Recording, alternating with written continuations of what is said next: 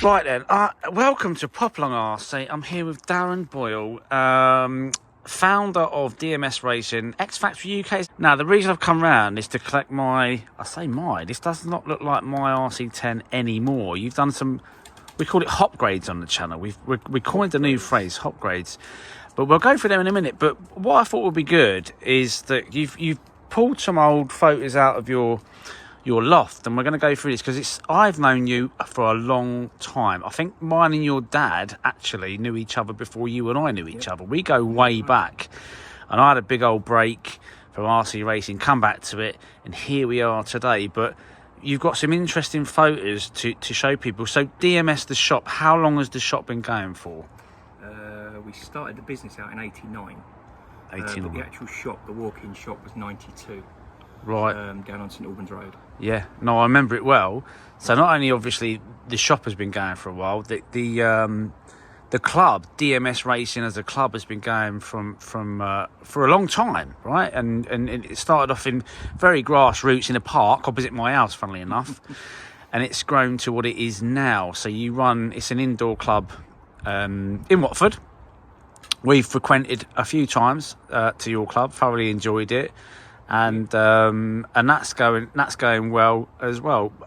Amongst that, we've done some gigs together between yourselves and us, and we've done the RC racing event, which was a huge success. Which was I can't believe that was it last year, year before? January. It was last January. We struggled to get this year's one in time for an annual. Yeah, exactly. That was obviously indoors, and it was a rip-roaring success. So you've decided to do one at Mill End, one of our favourites, and we're going to be doing that in September. And I'll drop all the links and bits and pieces in there. It's booking up fast, so we need to. If you want to get involved, you need to start booking now. But it's going to be a good success, that one, I'm sure. Anyway, look, before, as I say, the cart, let's have a little look through here, because there's some really interesting photos that I want to talk about with you here. Right, we've got a really interesting photo here. This was the club where really, I think, you and I probably raced together the most, and this was at Faisal's Wood, and it's an Astro track, which... yeah, that was a long time ago, wasn't it? The Faisal's Club's quite funny, because where we started the club opposite where you used to live, we put an advert in the back of Radio Race Car magazine for a one-off meeting who'd like to come along. And we got a phone call from a guy who was from the HRCC Hemel Club. And he said, they're holding a big race meeting, we'd like to come along. So we did, and we were so impressed with what they did compared to we were lap counting on pen and paper and complete laps and using a cycling proficiency course and a public park bench as a rostrum. Yeah. We got there, obviously everything was all proper track, and that was it, and we joined the club, and we was involved with that club for quite a while, and that's where I met yourself, your dad, your brother. That's right, and I've often said, they were such good times that I would class them as I don't know, the glory days. I don't know if we're in a new sort of heyday of RC. I mean, you run in the shop, do you think, have you seen a change in a good way in the last few years? I mean, what's your thoughts? There's been some changes for the good, changes for the bad. The technology advances have been massive. I mean, who'd have thought personal transponders, 2.4 gig radios, LiPo batteries, brushless motors, all of this was a dream in the 90s. Skimming a motor and fitting new brushes was something you did 2 or 3 times a day. Your batteries, having to mollycoddle them to make sure that they were in tip-top condition. Nowadays you just charge a LiPo, throw it in, and it's all easy. I remember those days crawling past the line just as the 5-minute buzzer went. And we used to gear them up, didn't we, just to get them through a 5-minute race. But what I'm more intrigued about is what you've got here in this photo album. Some old photos. Talk us through a few of those. I know people will be quite, because I've had a look. And I know what's inside. I mean, there's various pictures in there. So there's a few of some of the racing we used to do at the Chesham Club on a Tuesday night. That was when the Losi team come over to practice. A lot of the Americans and the British lads there. A young Kevin Moore, Ellis Stafford, obviously Brian Kimwald, Pops Losi, Gil Losi, Richmond Rogers, Jimbo Pearson. They were like the guys of the day. And then Kev Moore here, he was running Predator at the time. This is when we actually opened the shop in St Albans Road. He came down with Richard, the founder of 10th Tech, and they come along for our opening day meet and greet sort of thing. That's Richard Weatherly there with their old famous fluorescent hats. Bought a few cars along with them to show off. There's Michelle, she'll kill me for showing her that. The good lady wife. The good lady wife. On the opening day, the car of the day was the Cat 2000. Oh, wasn't it just, yeah. The old window display with the Losi and Trinity banners. The Trinity banner was actually autographed by Ernie Prevetti when he came to the shop.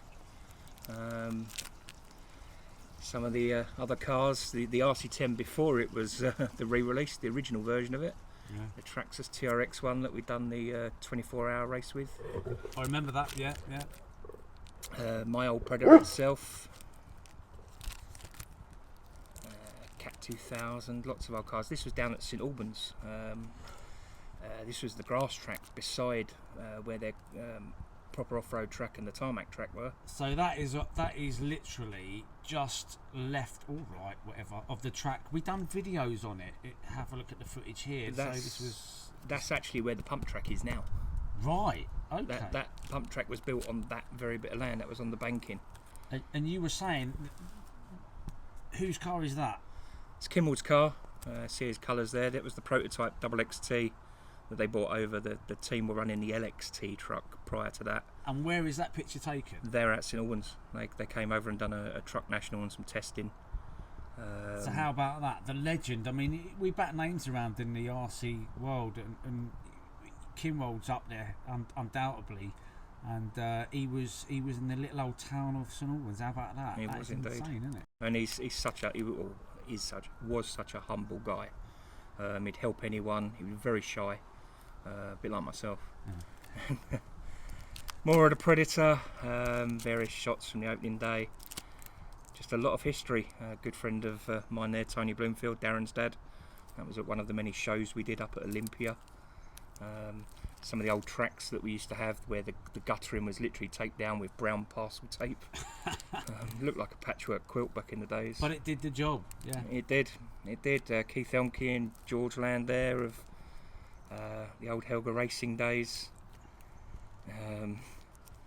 Some of the detail on my old wheel discs from the Losi that was sprayed for me. It was a guy in Cheshire who used to spray those. That's nice. He did all the colours with a cobweb paint that was the rage at the time. And that's about it on that side, and that's quite a blurry photo. That one we done a special offer on the Cat 2000 on the opening day, and 3 or 4 of our customers bought them. They literally just sat themselves on the floor, started building the cars, and during the course of the opening day they went from kit form to pre-built. That was a good old friend of mine, Jason there. I used to race the Tamiya Pumpkin, and he had the Monster Hornet, as we called it. The actual track was in my back garden at home. And Racer magazine got us to do a pose for their magazine in stock. What else? Yeah, so that was the track in the back garden, made with scaffold boards basically. Brilliant. We had a bit of a bench as a rostrum, and silly photos that we posed for as young kids. And lots of memories. That was at the Aylesbury track. Remember that one well? That looks good. Aylesbury was brilliant. They used to use this flat edge piping. That was always one of my favourite tracks. Loads of pictures of the spares. That's my sister. Now she really will kill me for showing that one. But that was my sister again on the opening day. That was something that's years ago. I wanted an RC10, couldn't afford one, so I decided to get a Tamiya Striker and put like an RC10 body on it. I had a flat carbon fibre wing from Top Models back in the day, which was all the rage. But I decided to paint the Tamiya black plastic white to look like an RC10. That was great until I broke a wishbone and had one black wishbone. But yeah, that was my poor attempt at a poor man's RC10 back in the early days. That one's a good one. That was from Olympia. One of the model shows we did, they presented Darren Bloomfield with a shirt signed by the Losi team, and that was Ellis presenting it to Darren. And who'd have known that Darren would then go on to become what he became. Some of the stands, that was Darren with his said shirt signed by all the team. There's Darren's car on the grid at the track there. There's the CML stand on the day next to us. There's a few other photos circling of that stand that don't quite look like that, but they can't be shared on the channel, I'm afraid. The guys from CML were a little bit late to arrive, and they had an empty stand, so some of the guys helping build our stand and that decided to put a display on for them. and I'll leave your imagination to that. That was a very young Darren Bloomfield down at Tiverton as we were racing trucks down there. That picture that hasn't come out because the flash wasn't on was actually my first ever customers to walk through the shop door at DMS. I remember it was Mick Lucas, Joe Lucas and Lee Dockery. And there we go, just lots of old memories and old nostalgia, and a very young looking Darren as well, very young. That's how I remember you. That's how I remember you. I wish I was still like that, mate. And the two Darrens having a play fight next to the Schumacher stand. We were next to Schumacher with the DMS stand, then it was CML, and then Helga Racing with the other side. Brilliant. Amazing. Okay, so on to the car then. So when because you borrowed this for the Popalong Vintage GP, didn't you? Yes, mate. Now, issue I had with it is that it was completely box stock, and I took it to stock fold, and I actually found it very difficult to drive. So gave it to you to see what you could do with it, and we are going to go through some of the changes that you've done with this car. The car itself, obviously, I didn't have a lot of experience with the RC10 because back in the day I was a Losi driver. There was a big rivalry back in the day. It was them and us. You had the pink jacket crowd and the red, white and blue. And this was alien to me. It's the first time I'd ever driven an RC10, so I won't lie.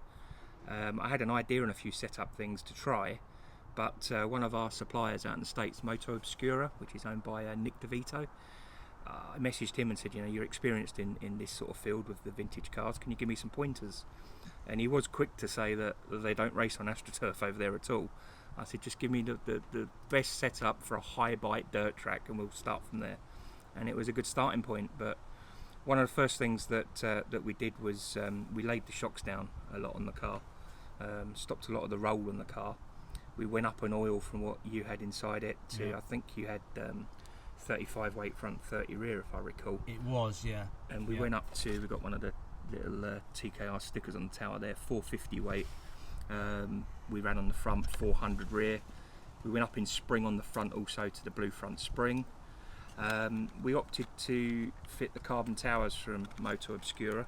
I'll just quickly remove the rear wing.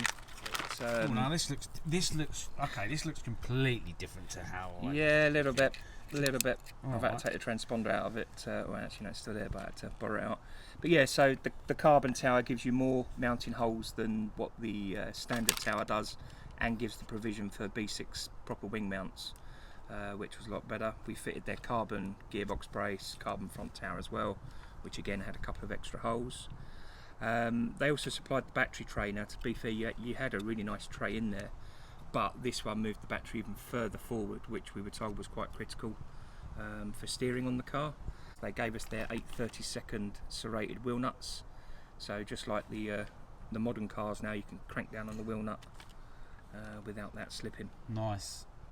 Looking really nice. Obviously, you've got the Orca electrics in there, which we highly recommend at Popalong. They're the bits and pieces that we use, and we've got the BlueCon unit in there, which is so good and so handy. Really good stuff. I made several changes on the day from the rostrum at the start of the race. There was one where the sand come up and it got a little bit loose, and I'd been a little bit greedy with the turbo and the punch, so I just grabbed the phone out of my pocket, sent it to the car and turned it down a bit.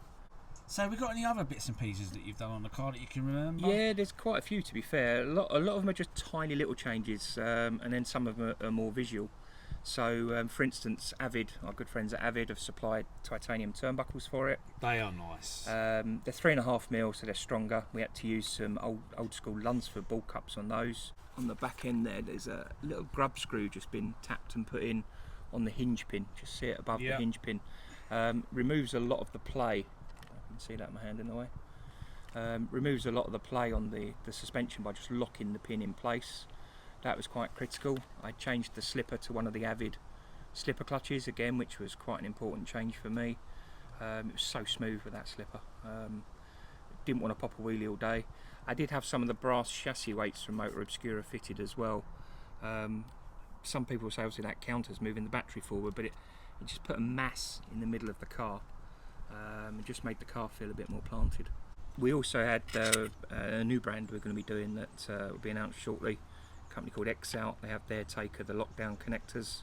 they were a godsend. They tighten up their version with a little 2mm grub screw with the screw through the middle, so you put your connector in, screw goes down through the centre. One Up came up with the idea initially, and that they're pretty decent. Nice. And something I found a godsend for building the shocks was the Motor Obscura alley shock caps. They got the little bleeder screws on them, and yeah, they were a godsend. Avid supplied also their aluminium lay shaft, which is a little bit lighter than the kit one, and the teeth are beautifully machined. They're a lot nicer. That was one of the nice changes we had on the car. We used one of our solid wing buttons from the DMS parts range, again along with the Avid wing buttons. They were popular. And the other thing that we did on the car, and I absolutely threw a round away at the meeting, was we went long wheelbase on the car. Everyone advised go long wheelbase. I think even a guy said to you, they did go long wheelbase. Yeah. So I fitted it by changing the blocks and moving them back. But for me, the drive shafts then swept backwards, and it just looks visually wrong. So at the start of the day at the Grand Prix, I put it back to short wheelbase. Car was awful. So the next round it was straight back to long wheelbase, and yeah, loads better. Great. But I mean, other than that, a lot of it was just little changes, like we put longer ball studs on the back with a nut on the back so they didn't back out. I noticed a couple of those were a little bit loose. We rebuilt the diff with Avid balls and an Avid thrust race. We used all the 1-up greases. So yeah, it had a bit of an overhaul, should we say. Nice. So the parts that you've put on this car, including the electrics, where can they get them from? Well, all of those parts are all distributed by us through the X Factory UK brand, so any of our dealers up and down the country can get those for you. We've got several shops that keep the stuff in stock, but as with the way of the world now, a lot of shops prefer to get stuff to order, so even if people don't see it on the shelves at their local shops, they can soon get them to order it in, and we'll have it out to them next day. Great. Okay then, you know what, it's been really nice to come and sort of, because you're always busy. When we come to the club, you're very busy running race control, this, that and the other, and obviously you're running the shop and everything else. So to sit down with you and talk about the good old days is, it's nice for me, you know, it's good, because I have got very fond memories of those days, as have you. So I guess now then, I'll take the car off you, and I've got... I know, I'll take it back, but I think we'll probably be next using this at the LC Racing event in September. Yep. And we'll see how we get around that track with it. I'll probably take it indoors and a few other meetings as well. But the car, Darren, is always there as and when you want to use it. Look at it like it's our car. How about that? Hey, how about that? I like to share my stuff. Model shop owner has to borrow a car, eh? How bad's that? Yeah, exactly. But look, thanks for your time. Thanks for all the. Thanks for showing us some amazing photos there. We will see you anytime trackside soon. Cheers, mate. No worries, mate.